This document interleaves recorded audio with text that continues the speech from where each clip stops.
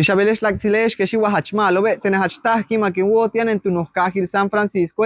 ¿Cómo están, amigos? Espero que bien. Yo me encuentro muy feliz. Me estoy en la ciudad de San Francisco y hoy estamos en la 362 Cap Street para disfrutar de la quinta magna vaquería de la gira cultural Unayilop Mayap. Acompáñenme en este video para ver cómo se vive la tradicional vaquería en los Estados Unidos. Recuerden que esta es una gira a cargo del Inde Maya y del Sede Culta. Kotenesh Ok Ot. Muy buenas tardes, mi nombre es Lidia Ojeda, recién desempacada desde Santún, Yucatán, y es un gusto estar aquí para nosotros en nuestro quinto punto de esta primera gira cultural, Sueños del Mayap. Bienvenidos, mi nombre es San Jesús y Gaje Ostuka, de hashtag Kimakiwo, Tiani Telibene, de Orquesta Jaranera, Inde Mae de Sede Culta. Estoy muy contento porque estoy con Lidia Ojeda, la Orquesta Jaranera, Inde Mae de Sede Culta, y aquí les traeremos la jarana, la cultura yucateca. Recuerden que tenemos también las artesanías que se encuentran aquí en un principio, y me da mucho gusto saludar también a mis paisanos y platicar con ellos en lengua maya. Ahí está en el fondo un paisano que me saludó. Kiwakola Tech Notman, viene desde Oshkutzcap, Yucatán. Ahí está, fuerte los aplausos. Y le damos la bienvenida a la quinta batería de la gira cultural Unayilop Mayap, los sueños del Mayap. Amenilesh, bienvenidos.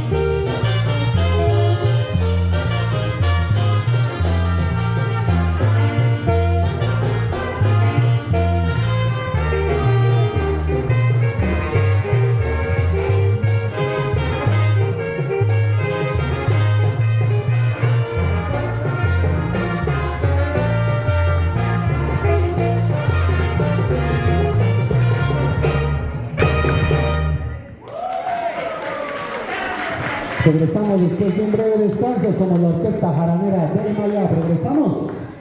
Timbales con su réplica, todos los mestizos contentos van con sus mesticitas de Paraná. Qué bonitas baterías,